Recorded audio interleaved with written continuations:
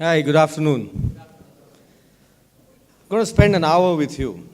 Please take it as a crash course with entrepreneurship.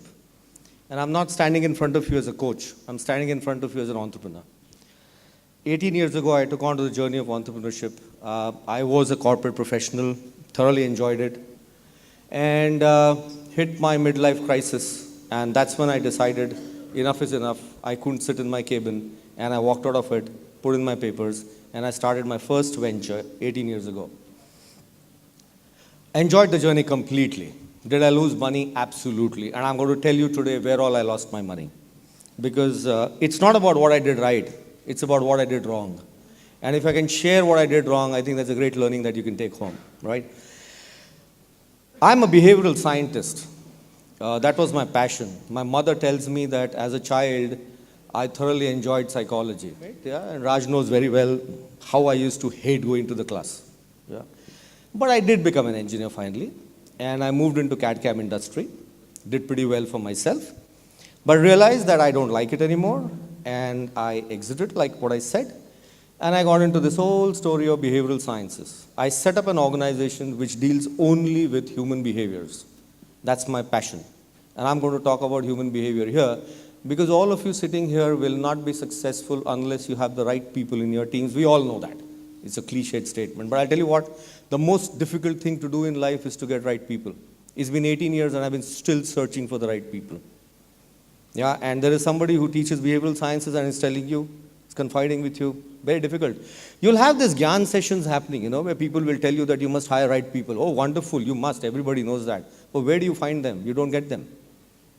Yeah, it's like a needle in a haystack. And that's what I'm going to do with you. But I've also been mandated to tell you what it is to pitch to a venture capitalist, right? Now, before even I get into it, VCs may pardon me for what I'm going to say here. By the way, what I'm going to present to you is complete research. You may decide to agree with it. You may decide to disagree with it. But the point is research, and research is truth. And the bottom line of truth is truth once told becomes a lie. Right? Yeah. So I'm going to talk the truth here, right? And that's the problem with research, because if you don't like the research, you're going to fight with the research. That's your problem. Go ahead and fight with the research. You aren't fighting with me, right? Yeah. So, and where is this research coming from? Well, one thing that I learned as an entrepreneur was that if you are not learning every day, and I'm not talking about life being the best teacher, I'm talking about unless you are appearing for the exam, and unless you're getting yourself certified at least on monthly basis. I get myself certified on a weekly basis. But if you're not doing that, your filters aren't going to change. So what we're going to do over the next 1 hour is completely go through the research. Yeah, and like I said, you may like it, you may not like it. So I want to talk about my first slide, right? Got a habit into this. You know what? We love complexities in life. I'm putting across the most complex definition of entrepreneurship in front of you. And why am I putting a complex definition of entrepreneurship in front of you? This is the first sin that an entrepreneur always commits. He complicates or she complicates the product completely. It's complicated to an extent that people just don't understand. If you take a glimpse on this slide, you won't understand what the hell it means. And that's the first lesson of entrepreneurship. Make it so simple that people are just able to understand it in the first go. Now, obviously, this great definition is mine. I put it across here after meeting around 200,000 leaders all over the world, because I happened to be fortunate enough to meet them and coach them. But this is what it is. And what am I talking about here? The simple fact that I'm trying to put across in this slide is, if you are achieving your ideal self in life, you're an entrepreneur. And what does an ideal self mean? You were born with a particular idea, and if you are able to execute that idea, you're an entrepreneur. I know what's the difference between an employee and an entrepreneur. The employee executes what the boss tells you to execute. And I did that for 12 years, by the way. But what does an entrepreneur do? An entrepreneur just executes what the heart says, And the trouble with heart is it can say anything. Yeah, and heart is so crazy, it can make you lose a lot of money. But I realized after 18 years that every time my heart told me to do something and I lost money, in the short run I lost money, but in the long run I made huge money. Entrepreneurship is about making money, right? Because ultimately when you go to the VC, he's going to bet on a winning horse. I'll give you a story of a horse. On the flight, I tend to meet up with a lot of people, and there was one gentleman sitting next to me, and he's in the business of horses. And I got chatting up with him. And he said, you know what, I sell horses. I said, okay, you sell horses, great business. What's it got to do with horses? And he said, you know what, I sell horses depending on the derby that they're supposed to win. Now, that excited me. I said, how do you do that? So he said, I go to a race course and I watch people who are just sipping wine and not yelling around, not getting nervous, even if they lose a lot of money. And then I go to them. I said, why do you do that? He said, because each horse of mine costs 300 crores. I said, a horse costs 300 crores? That's quite a bit. He said, the silent guy in the race course is my buyer. And I said, why? Because he says, if he is not feeling bad about losing money, that means he's got all the money in the world. Yeah, and that's what entrepreneurship is all about, right? You don't bat an eyelid when you lose money. And I learned it over 18 years. I think the first time I lost money, I really felt bad. You know why I felt bad? Because everybody in my family told me, we always told you it's not in our blood to be an entrepreneur. By the way, I'm a first generation entrepreneur. And families are damn good at telling you what's in your blood and what's not in your blood, right? Yeah. So I asked him, how do you sell the horse? And he said, very simple. I go and ask him which derby you want to win. Then I get the horse, and I get the female horse, they mate, and then they create a pony, and that pony has the DNA to win that derby. I said, wow, I never knew that. I know what I learned there. I learned there as an entrepreneur, you got to have stories because you learn a lot from stories. First learning for you today, every person that you meet, go talk. Because that person will give you a message, right? So I'm going to give you certain messages. What is the message here? A, you're an interdependent person. You know, all those people who feel here that you're going to make it big by your own self, you're totally mistaken. You're totally mistaken. It's the highest egoistic statement that ever got made in life, that I can make it alone. You know, all those guys who say, I'm a self-made man or I'm a self-made woman, you're lying through your hat. There is no person who's self-made. And by the way, when it comes to entrepreneurship, it's about people. And I'll soon give you some evidences on that. So highly interdependent. You're on a journey of mastery, by the way, because every time you do something right, you're going to learn. And every time when you do something wrong, you're going to lose so much money that you're going to learn all the more. And that's what I like about money. Every time you lose money, you learn very fast. You know, when you go and pay for a classroom, you don't learn anything. Because you haven't lost money, no? And some wise guy makes money out of it, right? So lose money, no problem. Well, just don't worry. There is no entrepreneur on this planet who's not lost money. Yeah, okay. And then what am I saying here? That there is a sense of purpose. Now, this is a great research. It says all people who create organizations which have a sense of purpose do extremely well. If you're going to create an organization to make money, you are creating an organization which will be a short-lived organization for sure, because your brain is going to work for making money. It's not going to make any sense because you're not running on purpose. We will come to this, but you know the important part about this definition is it's about your personality style. All of you sitting in this room, the decision that you've taken as an entrepreneur to do whatever you wish to do, it's a part of your DNA. It has come to you since your childhood that you always wanted to do this. You know, like I told you, when I was a child, I loved psychology. It comes to us from our family DNA. And I'm going to discuss Carl Jung shortly, because Carl Jung talks about 16 personalities and what those personalities tend to do. And when you're building a team for yourself, you have to be very clear that these 16 personalities are required in the team. You can't build team by accident, right? Okay. So let me go to the first part. This is an empirical formula of what entrepreneurship is all about. A, there's an idea. All of you sitting in this room here, you got fantastic ideas. Entrepreneurship starts with ideas. But that's not the end of it. That idea has to be followed up with principles, and that's where entrepreneurs, a lot of them, typically in our country, tend to compromise on. Principle, what is principle? It's okay, I will not pay taxes, it's fine. I will do some jugaad here and there, it's fine. You know, any business that is set on a wrong foundation will never grow. Now, I'm not talking philosophy here. We live in a world of cause and effect. And by the way, lie and truth both have an uncanny habit of surfacing. And we are living in a zone of, in the era of technology now, the tax man knows exactly what we are doing. So if you don't have your fundamentals right, your business will never succeed. And you may want to note down on your pad, every entrepreneur that I've met, possibly 2% or 3% of entrepreneurs actually invest in fundamentals. They are very fond of their products, but they don't set up processes. The next thing that I'm going to talk about here is cash is king. If you don't have the money, you can't be an entrepreneur. But you know the paradox of entrepreneurship? You will never have the money. 18 years, I'm still broke. I made tons of money. You know why I'm broke? Because I always keep putting that money back into my business. I love it so much. You know, the business is like your baby. You're going to keep putting money back into it. You'll feel very proud not taking salary for the month. This is crazy. But you will feel terrible when you're not able to pay your employees on time, because if you can't pay your employees on time, you can't demand ownership from them. Yeah, last 18 years, I feel very proud. There's not been a single month when I didn't pay my employees on time. They get their money bang at 12 o'clock on 7th of every month, and that's happened for the last 18 years. So you got to be very, very clear in terms of your cash. So cash is king. Thank you. Cash is king. Stakeholders extremely important. I'm going to discuss my cat. My cat taught me what stakeholder is all about. Yeah, so I'm going to talk about my cat a little later. She died last month, by the way, after she taught me, right? So I'm going to talk about that cat a little later. But stakeholders are extremely important. We know it from a management paradigm. I'm going to take you to a real-time paradigm. Knowledge is extremely crucial.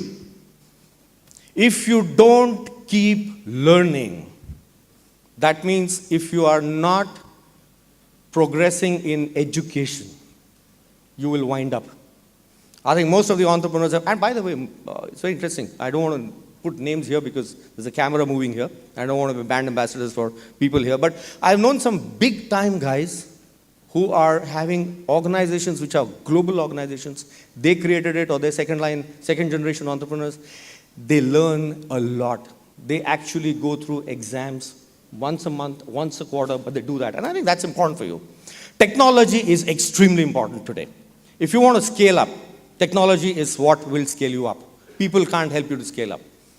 Yeah, so we'll talk about technology a little later. And then the last one is very important in this function statement, which is exigencies. You will have a lot of things which are beyond your control, and they will just hit you hard, and you won't even know when they hit you hard. Enjoy it. Never think that an entrepreneur will have all the business models available so that they can de-risk or mitigate every risk that will occur. And you're not going to be soothsayers where you realize, you know what, 6 months later we're going to hit on this risk. No. The risk can hit you tomorrow morning and you can't be prepared for it. So that's what entrepreneurship is all about. If you've got this equation on the back of your mind, you're prepared. So what are we talking about? You got a great idea, run it on principles. Cash is king. I'm going to talk about it a little later. Stakeholders extremely important. Keep learning, get technology in, and finally, remember, there is a probability that always will play up. I'm going to talk about this picture. This is a beautiful picture. That's the philosophy of my life. We know Wright brothers. You know that first picture there with the hats off, very happy that the plane has taken off. But that second picture down there is the crucial one. This is the longest picture that was taken during that time. Look at the number of people there.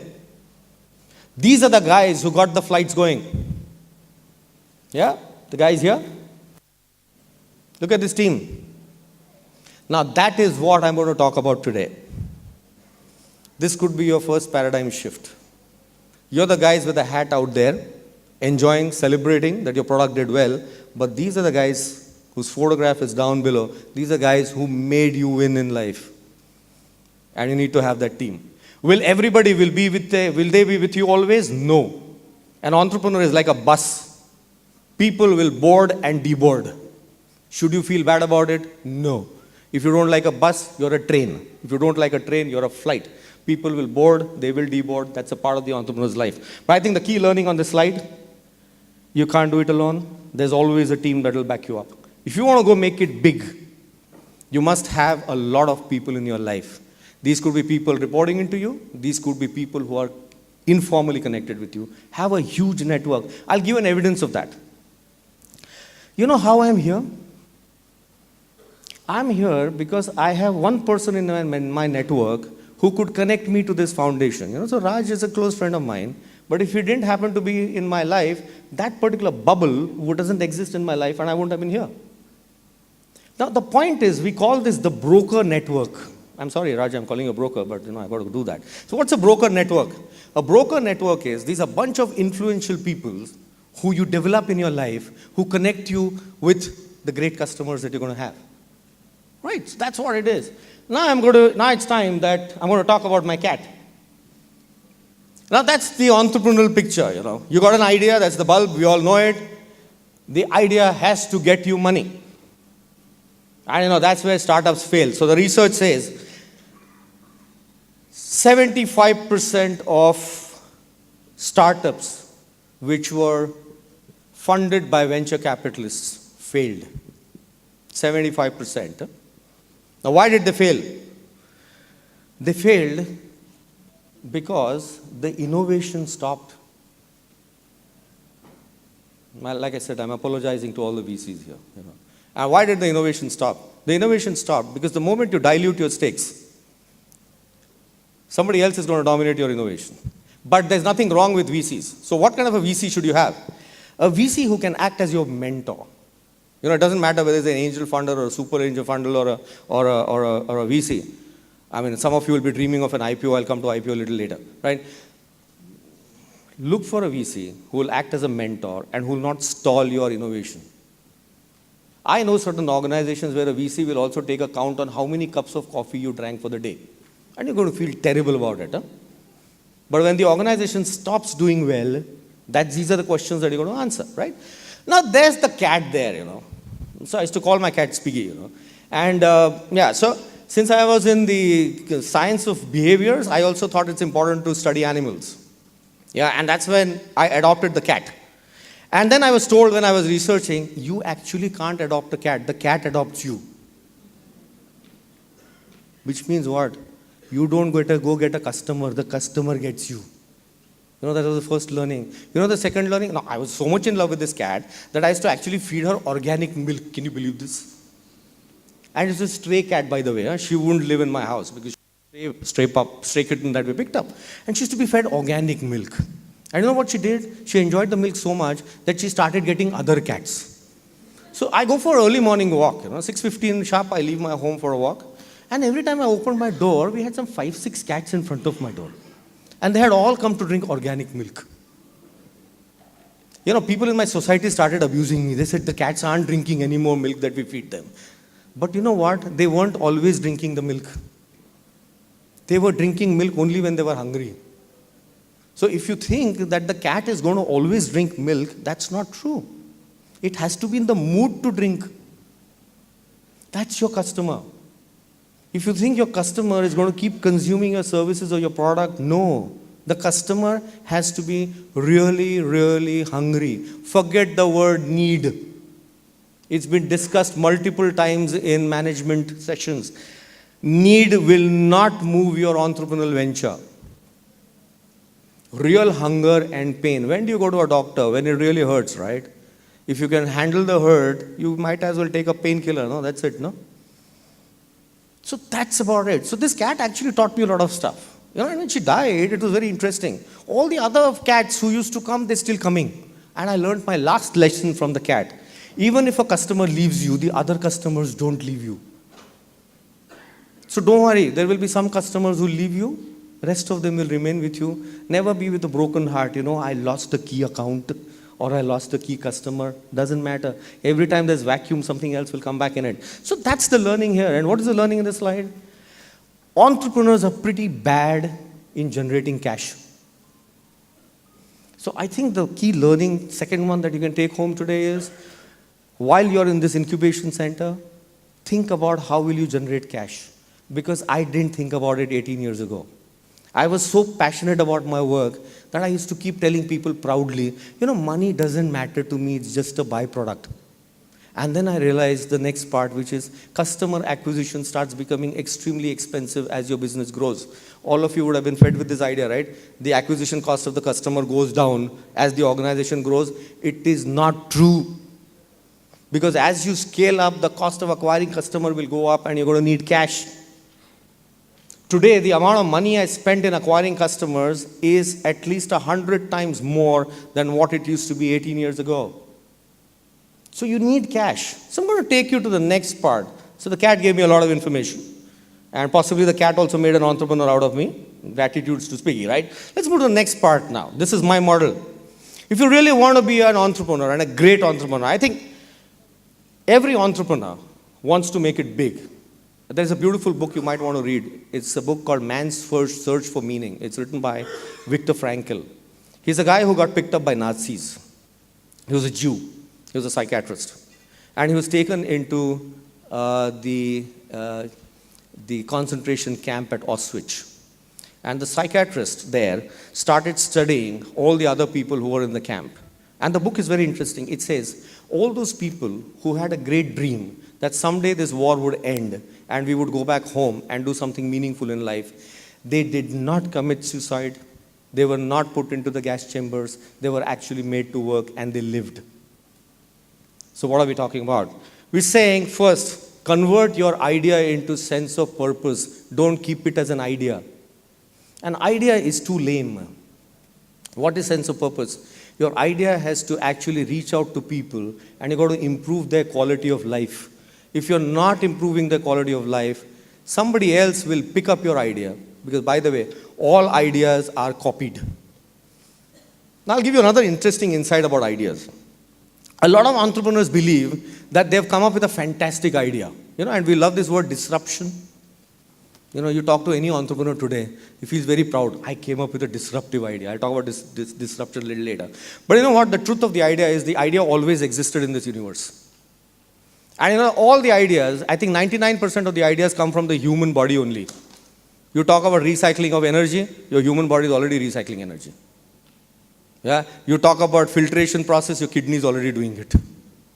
Yeah, you talk about any product, the idea always exists. Even the gravitational force always existed. Is that some person had too much of time in life? He sat under a tree, he saw the apple fall, and he just declared to the world, have you heard of gravity? And the whole world said, no, we're not. This is it. And it becomes history, right? So all the ideas that you all have, they have existed in some form in this universe. Because this universe is a collective intelligence. I'm going to take you into the spiritual aspect of entrepreneurship very soon. Because if an entrepreneur is not open to spiritual ideas, you can't be an entrepreneur. Yeah, I'm not talking religion, I'm talking spirituality, which I'll talk about a little later. Second part, fundamental processes are your key drivers.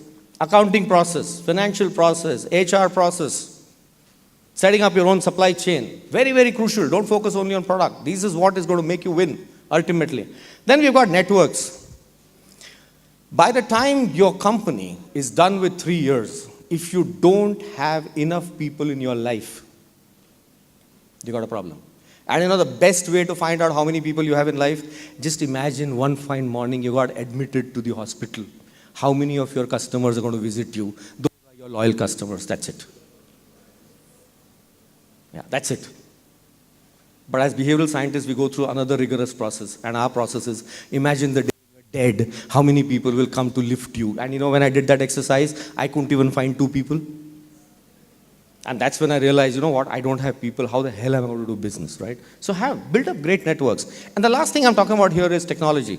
It ensures expansive scale up. I think a lot of people here get stuck because getting your first 2 or 3 customers is very easy. You will always get your first 2-3 customers because on the bell curve, the 2% on the right-hand side, sigma plus 3, are the early adopters. They will happen. They will get excited with your idea, and that is where the choke starts. Your idea is to move into the potential customers, which are the balance 15%, and you've got to prepare for it right now in your accelerator. Yeah? So, but we are also talking about something in the middle there in this. So material, if you look at the material aspect of life, cash is king. I've talked about it. Every entrepreneur should believe and understand that cash is king. Second, passion is authentic. If you're not passionate about what you're doing, your VC is not going to believe you. It doesn't matter whether you're from Hubli or you're from New York. If the passion exists, people believe you. But if you're only going to set up a business for money and there's no passion, you're not going to get funding. Now, there's something very interesting about passion. You can't tell people you're passionate. Now, I'll tell you what. In my business, a lot of people come to me and, they say, Niket, we want to work with you. And I said, why? Because it's our passion. So I said, wonderful. It's your passion. When do you want to join? Whenever you say. I said, fantastic. Join tomorrow. How much is the salary? I said, you'll work for free. We can't work for free. I said, see, that's not your passion. But the team members, and I'm not suggesting you use this experiment.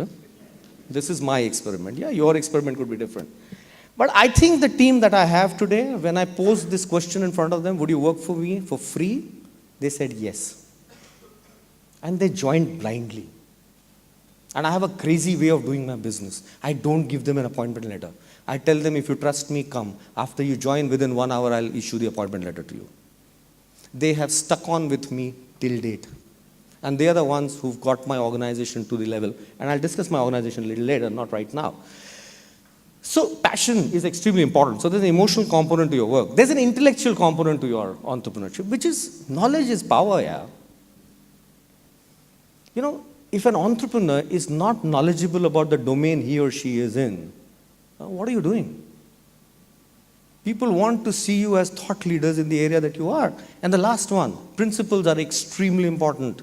If you compromise on ethics, and by the way, I do a lot of work on ethics, and a lot of big organizations actually call me to straighten up their ethics in the organization. I always tell them, you're wasting money, because once a culture of the organization is formed, you can't change it. And that's your next learning. Get people, set up a culture, and don't get into a situation where you have to change the culture, because you can't change the culture ever. The only way and I had to do that once, by the way, long time back.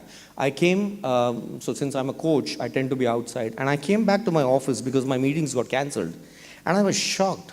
People in my office were watching a movie. You know, we have a lot of plasmas in our office because it's an innovation center, right? And I said, what are you doing? They said, we thought you're not going to be coming. And I said, is this what you do when I'm not there? I realized the culture was bad. There were toxic elements in my organization. I had no other choice but to ask everybody to go home, and I had to run my organization for 1 full month alone because the culture had deteriorated completely. I don't think you should ever come to a point in your life when you have to face this situation. So be very focused on culture, by the way. And why does this not happen? Because entrepreneurs, again, are possessed with the idea of their product. They don't focus on the culture. All right, so this is, and by the way, all the people who are taking pictures, don't worry, I'm going to send you the link of this slide, of these slides, and we've got technology back in our office. This will get converted into a fantastic virtual hard book, which when you flip, it'll make noises also, you know, so you'll enjoy it. Don't worry, don't take pictures. You'll have the links coming to you, right? Okay. I'm going to discuss certain entrepreneurial patterns now. You decide where you are. Now, this is again my research. You won't get it anywhere. A lot of entrepreneurs who come into incubators and accelerators are very high on technical knowledge. And they believe their technical knowledge will create the business that they want to create. No. What is happening is the other 3 dimensions are missing. So mostly, in my experience of mentoring startups, and startups which have failed, they've been domain experts. Domain experts who got possessed with the idea that someday they can actually create a fantastic business. And you know what is the problem? The problem is they only have the knowledge. They don't have people. Yeah? They don't have an idea. They really don't have an idea. And by the way, in technology, in information technology, a lot of my prodigies who moved on to becoming entrepreneurs, they said, and long time back I can talk about it, Java, fantastic. I said, okay, so what next? I want to do something in Java. So I have quit. I said, something? What do you mean by something? Do you actually have an idea? No, we're experimenting. Bad thing. You can't do that. Then there are some who have fantastic ideas, but they have no knowledge about the idea. Failed entrepreneurship again. Then we have some people who have lots of people in their life, and they go and ask those people, what do you think I should do? Do you think I can be a great entrepreneur? And by the way, we have very bad friends in our life. They give us all wrong advices. You know, and they say, yeah, we always thought you should be an entrepreneur. And we believe. And we move into entrepreneurship. And we fail. And then they say, probably we were wrong. We say, why couldn't you tell me that before? No, you're such a great friend, we didn't want to really tell you the truth. You know, that can happen to you, right? So, a lot of people have great stakeholders, but they don't have ideas. Yeah? They don't have the knowledge, and therefore they fail again. Then we have the last category. They have a lot of cash, and they don't know what to do with the money. Yeah, and these are typically second generation, third generation entrepreneurs. So I can tell you a story about a guy, you know. And by the way, the dad was very wise. So I was training one of these fortune companies. And there was this guy who was going through a training program, and he would keep taking pictures. And there was a 3-day training program. He was constantly taking pictures. So I called him during dinner time. I said, come here, I want to have a chat with you. What are you doing here in this organization? So he told me some department that he works with. I said, what does your dad do? He said, my dad's a businessman. I said, okay. Where do you stay? He said, Bandra Bandstand. I said, wow. And tell me something more about your dad. And he said, he's got an aircraft parked at the Santa Cruz airport. I said, wow. And what are you doing as a junior executive in this organization? He said, my dad told me, Bacha, go learn for some time before you join my business. You know, his dad was very wise. He knew his kid was a bad guy on the block who's not going to do anything. And he didn't want him to enter his organization. And he didn't want to bet any money on his kid. So there's some other organizations which is paying up. This guy is having a happy time. Dad's still earning money. You know, that's entrepreneurship. Understanding probably your child is not worth it. And a lot of times first generation entrepreneurs come to me and tell me, you know, my son, my daughter, they aren't doing well. And you know, I know second generation entrepreneurs never do well. They've slept in air-conditioned homes here. They've moved around in dad's Audi. You expect them to go through hardships? But the third generation entrepreneurs always do well. You know why? Because the dad blows up all the money. They go totally broke. Yeah, so if you're a second generation entrepreneur here, you just might want to think a little bit, right? Yeah, okay. Okay. So what should you do? If you look at most of the people who come into incubators and accelerators, they're great on idea, they're great on knowledge. But by the time you go out of this place, if you don't have the relationships and if you don't have the cash, you got a problem. Right? So obviously you're hunting around for VCs right now. So I'm going to talk about how to get the money out of VCs. But let me give you an indicator on how to get the money out, because I don't like suspense. You know? If you want advice, ask for money. Have you ever done that? Go to a friend and ask for money, he'll give you tons of advice. But the contra is also true. If you want money, ask for advice. Try it out. Go to somebody and say, you know what, I'm doing this business. Do you have some advice? The fellow gets very excited with your business. Now, I'm not saying this, by the way. This is a Wharton research. So the funda is very simple. You want advice? Ask for money. You want money? Ask for advice.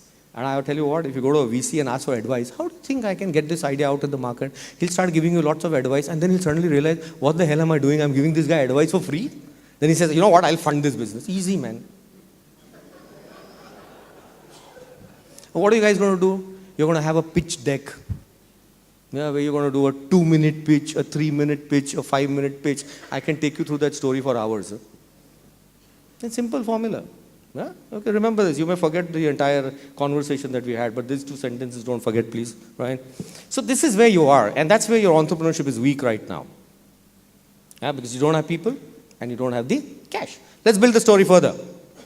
So obviously, you go for cash, you go for people, and your employees are going to be a part of your members in the team. I hate it when entrepreneurs call their team members as resources. They are not your resources. Resources is a bad word. They're not your machines. They have emotions. They want to work with you because they love to work with you. Yeah? So they're actually your members, right? So what do you look for in them? Unfortunately, a lot of entrepreneurs only look for skill sets. Hard, technical skill sets. And that's where the startup bombs. Why does it bomb? It bombs typically because they come with all the skill sets that you already have. And you know how entrepreneurs hire people?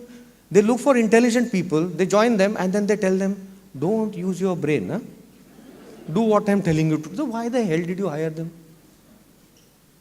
You know, I've had so many managers that I reported to who always used to tell me, who asked you to use your brain? I said, come on, man. I mean, you took my interview, and I thought I was a wise guy that you hired me, and now you're telling me after 2 months, who asked you to use your brain? This normally gets done when the decisions go wrong, right? So don't only look for skills. What should you look for? Look for process drivers. What are process drivers? So we're going to get into this conversation a little ahead when we move through. So process drivers typically can be understood through sports. So this was another research done in people analytics.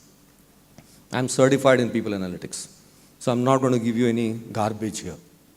So it comes from the sports, area of sports. And what does it say? Whenever we talk about cricketers, and if I were to ask you this question, because we're a cricket-loving nation, right? Who, in your opinion, is the best player? And normally the names that get thrown up are Tendulkar, Virat Kohli nowadays, sometimes Sehwag. Nobody talks about Dravid normally. Now, if you actually get into process drivers, if you're going to measure people, and by the way, I respect all the people, huh? I'm not really criticizing anybody. But if you really look at, what are you looking for? You're looking for a person who has the ability to take the ball at the center of the bat and control the shot. Because now the probability of getting out is lesser. And that's why probably Dravid was called the wall.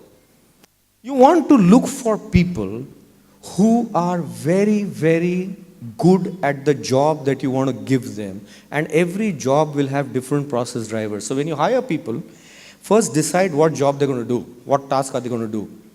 And then look at psychological factors that will enable them to succeed in that job. Skills they already have. Skills are available in abundance. So it doesn't matter whether the person is a freshie or the person comes with 7 years of experience. Right? So you look for process drivers. And always remember, performance is a matter of chance. Don't ever get fascinated with people who come and give you big stories. I've done this and I've done that. Because probably during that phase of life, they were purely lucky. And you get so impressed with that. Oh, you've done such great things, is it?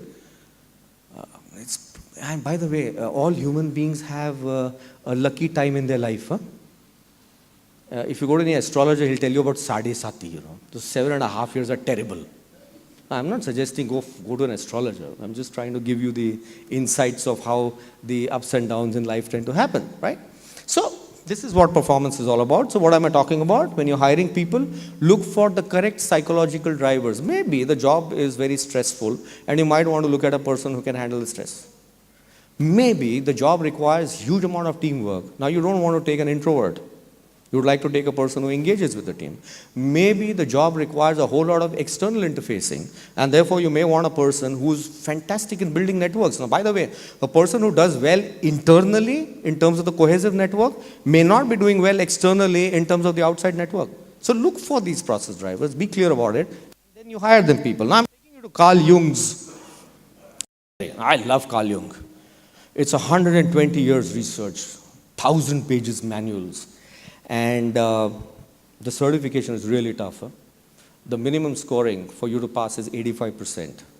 It's a 5-day grueling course. And why I love Carl Jung is because Freud studied mad people.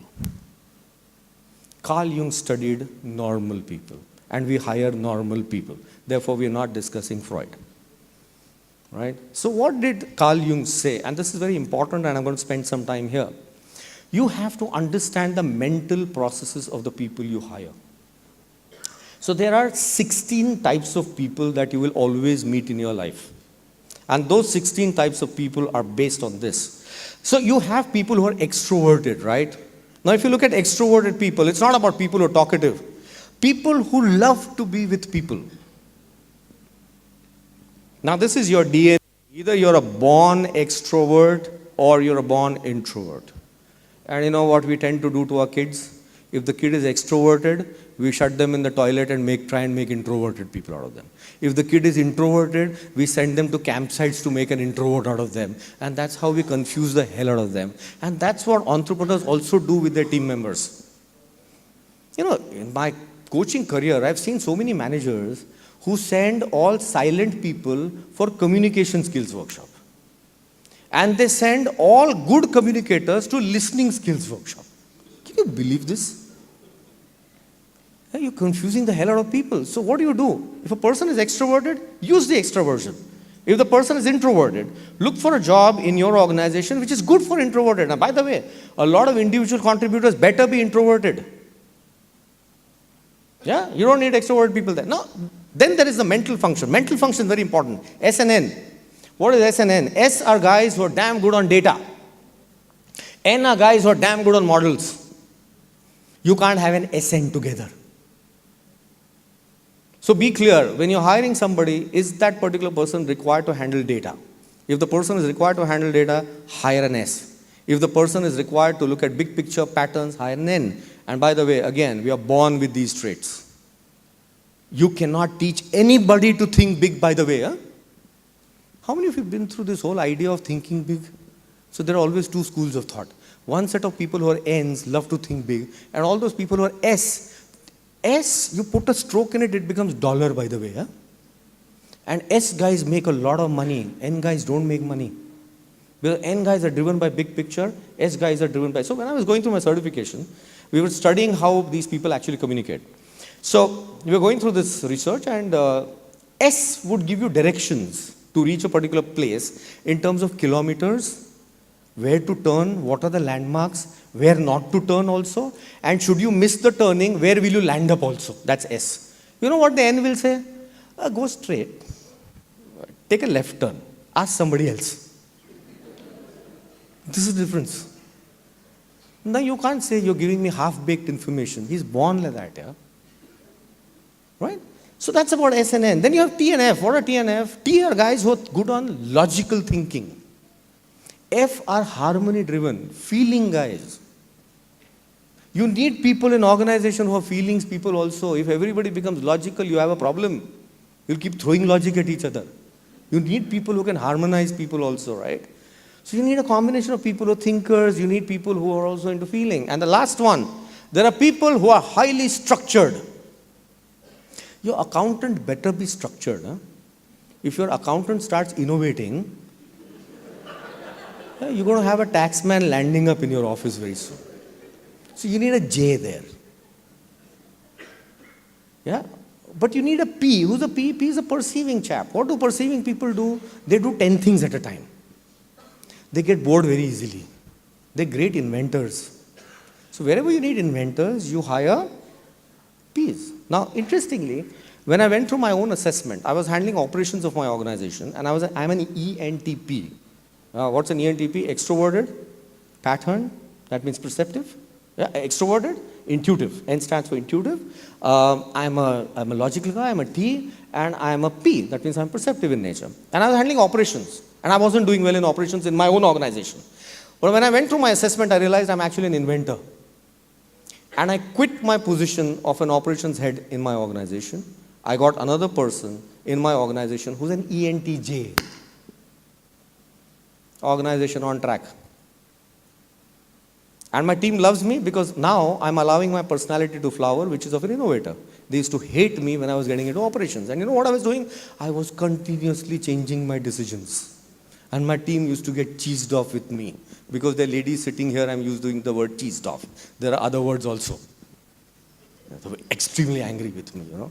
And that's when I realized, that, so maybe the learning you take home is, you can go to any person in the city of Hubli or Bangalore or wherever. There will be people who are certified on personality styling.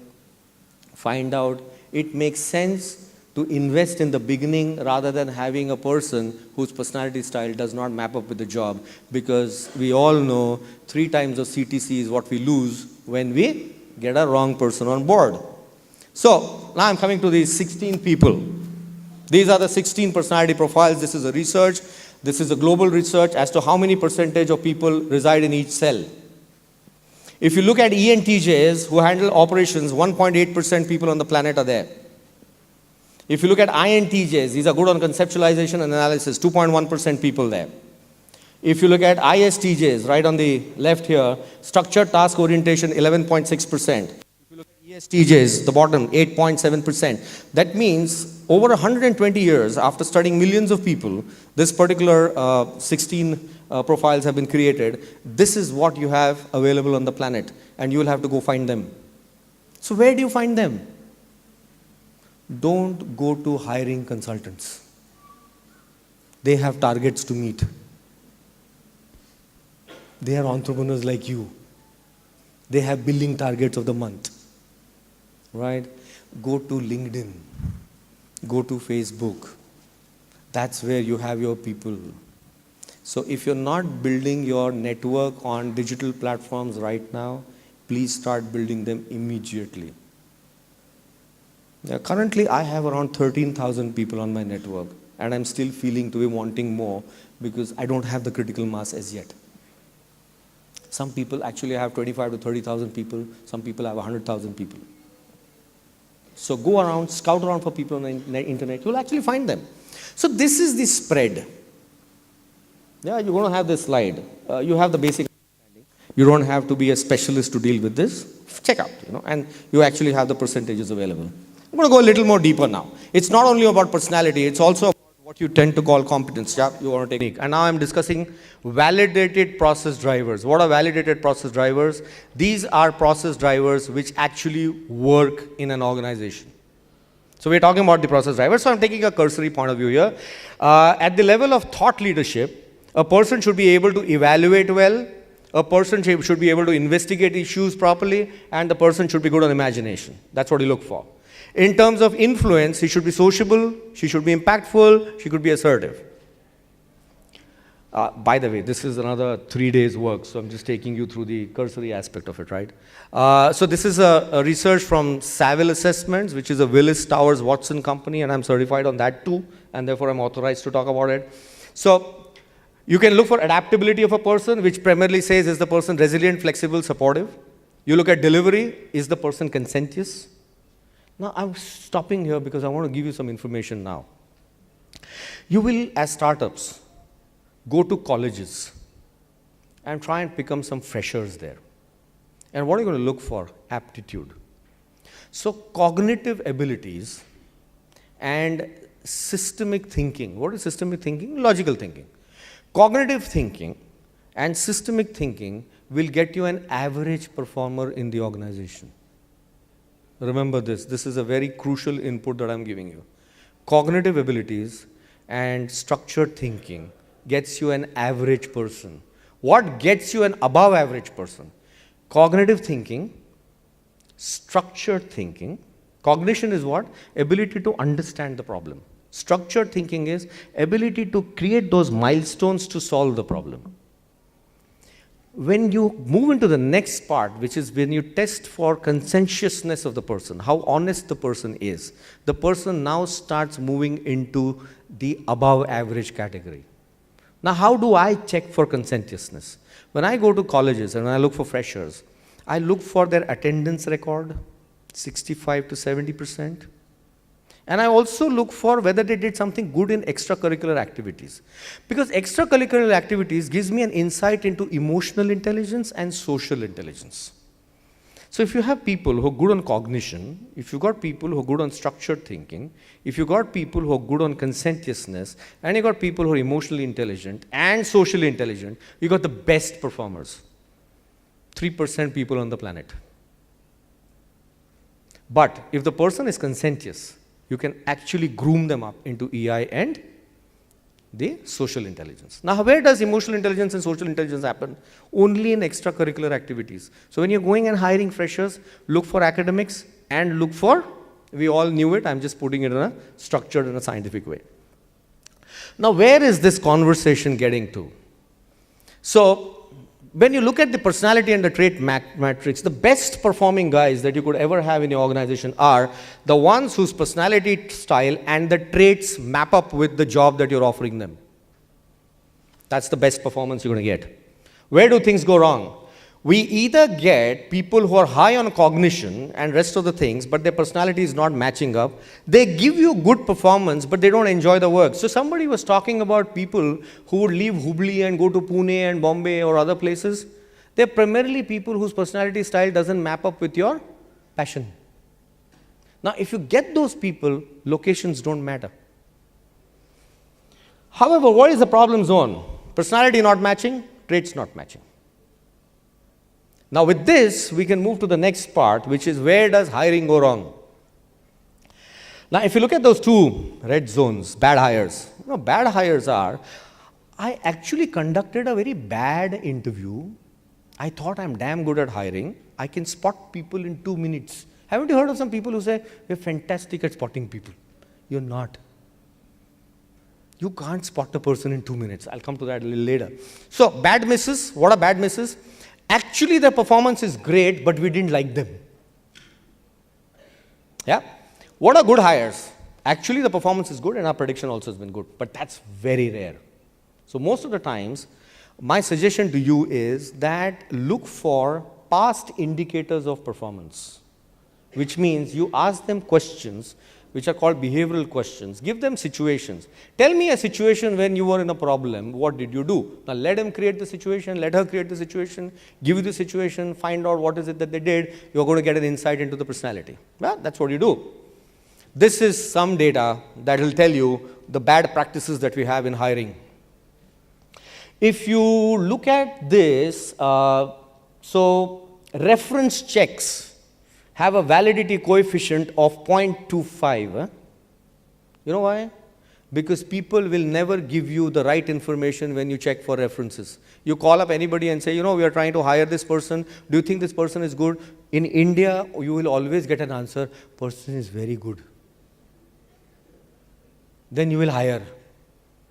Then you will call back that person and say, that person is not good. Acha, when he was with me, he was good. Now, I have a question. If the person was good, why the hell did he allow that person to get out of the organization?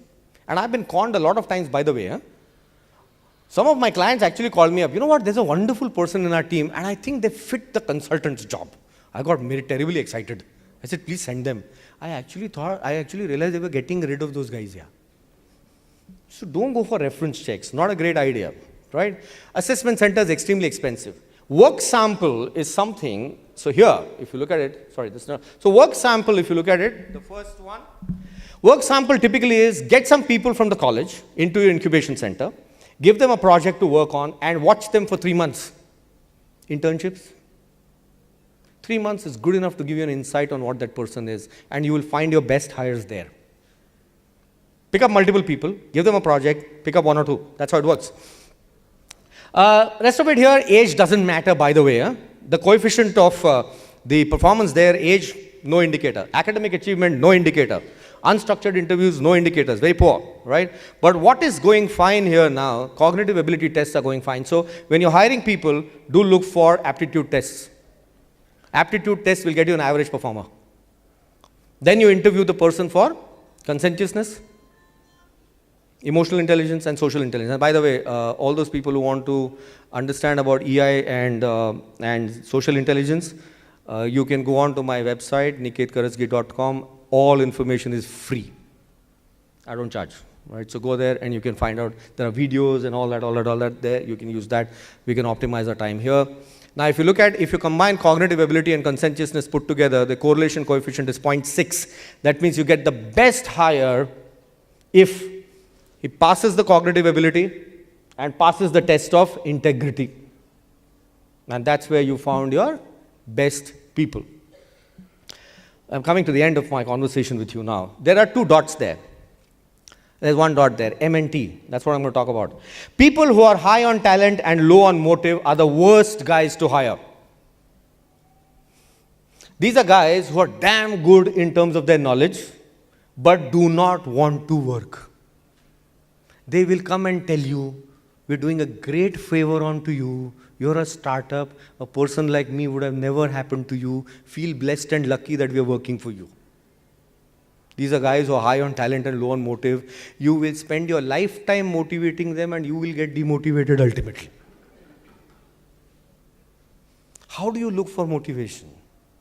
These are people who are always inspired to work for something that they enjoy working for.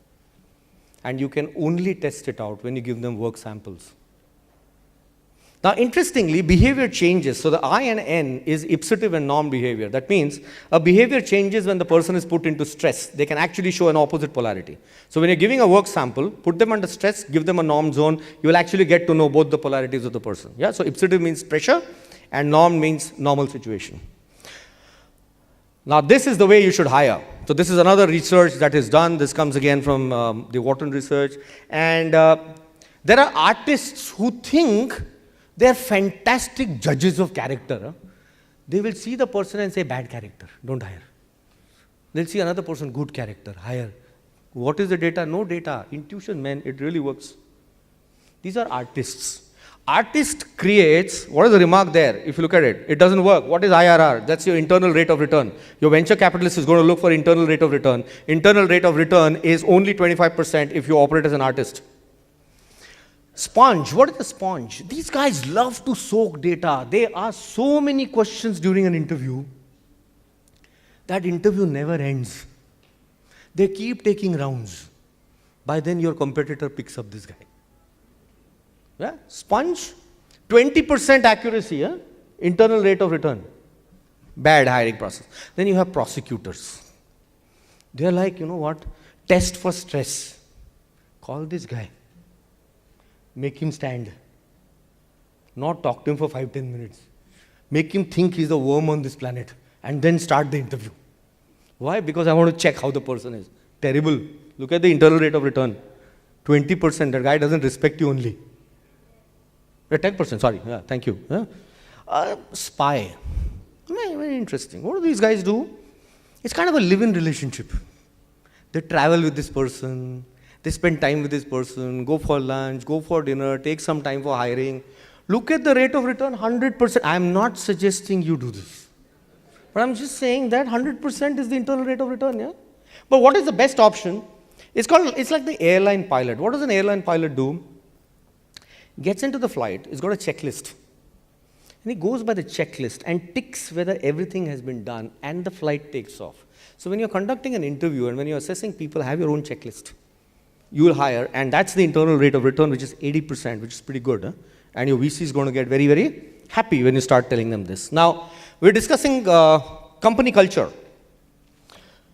Star companies are the ones where the work is very challenging. You select people for potential, and your style of operation is very professional in terms of control, which means what? You give absolute freedom to your employees to work. That's a successful company. These are unicorn companies. You look at engineering as a model, work attachment high, the task is challenging, selection is based on skills, not on process drivers anymore, and the culture, that means how people are getting along with each other, is the way they're working, extremely successful. But if you look at most of the failed startups, how do they work? Commitment, they love the work, they look for culture fit, and it's all about people. Huh? I know one company and I was astonished how could they do that.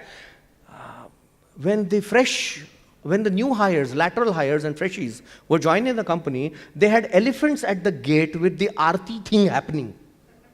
And elephants putting gale around them. You know what they created? They created a bunch of people who thought they were bigger than the companies. That's typically the culture I'm talking about there. Bureaucracy.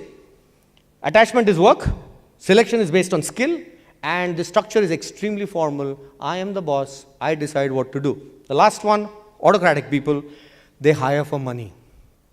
That means what? People come for money and they hire for money. Worst organization to ever create. Skill and the control is direct.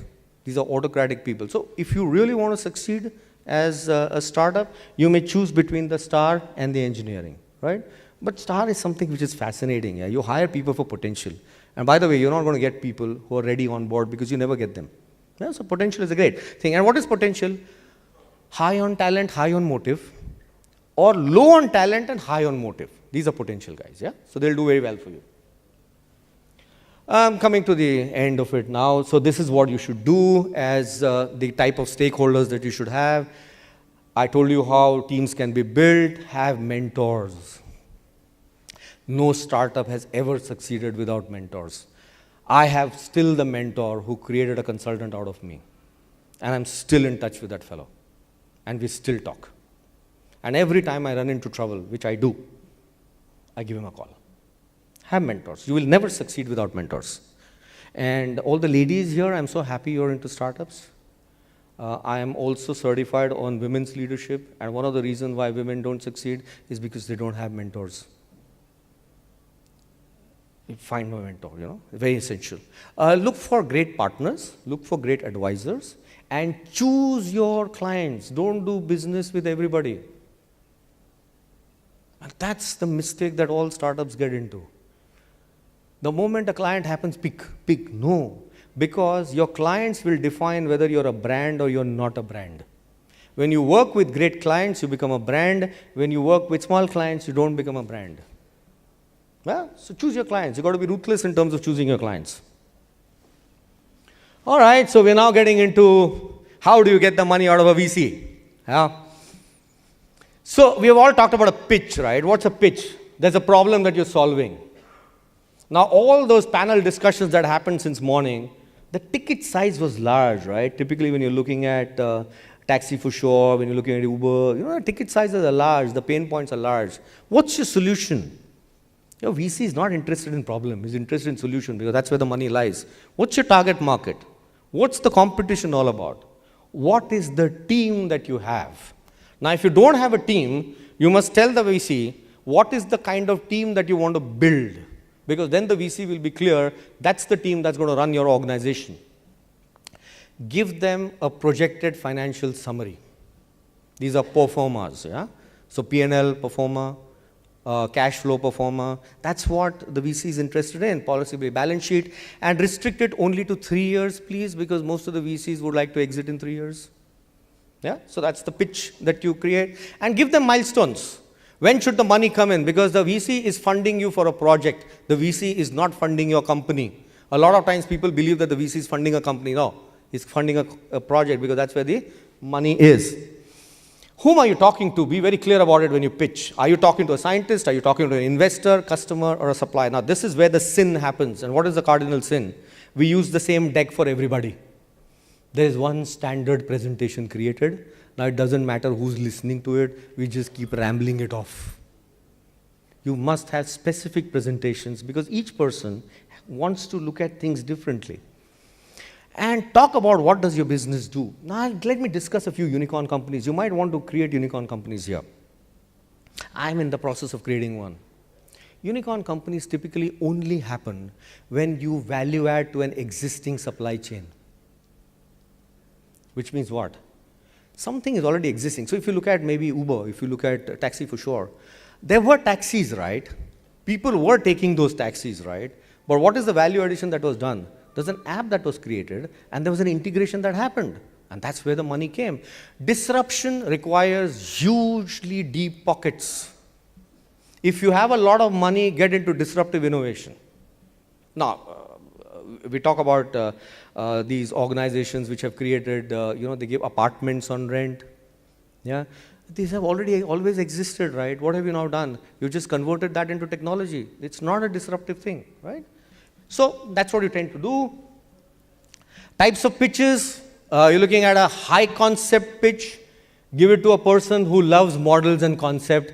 Do your research and due diligence before you meet the VC. There are some VCs who love concepts. Elevator pitch, give them the fact.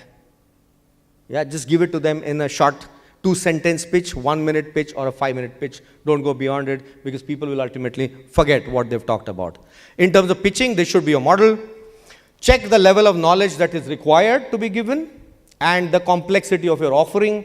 Depending on what that person is, you can raise the level of complexity of your offering or you can raise the level of knowledge for your audience. And my last thing before I close, all businesses, all startups are based on Pygmalion effect. What's a Pygmalion effect? It's a wonderful story. There was this sculptor called Pygmalion. He picked up a rock and he carved a beautiful lady out of it and called her the Galatea. Fell desperately in love with Galatea and prayed to the God, let there be life, and God put life in it.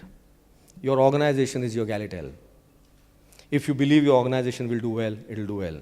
If you believe your organization will not do well, it will not do well. That's a self-fulfilling prophecy. So I want to ask you one question before I wind up, just one more minute. How many of you here believe you are amongst the top 20% entrepreneurs that happened in the world? Please raise your hand. Yeah, you believe you're the top 20% entrepreneurs in the world? Fair enough. How many of you believe you're amongst the top 10% entrepreneurs in the world? All right, we got some more. How many of you believe you're top 5% entrepreneurs in the world? We got 3, 4. Are you noticing the number of hands are reducing? Now, if I ask you how many of you are amongst the top 1% in the world, anybody's got the guts to raise a hand? All right, there are 4 of them. You know, yeah, you're there? You're there? Yeah. You know what? All of you are the same. It's just that they had the guts to raise their hands, yeah. So thank you very much. and be blessed. Enjoy the journey of entrepreneurship. May God give you huge amount of turbulences in your life, because unless your organizations go through turbulences, you will never make it big, right? Thank you very much. It was a pleasure being here. Thanks a lot, Niket.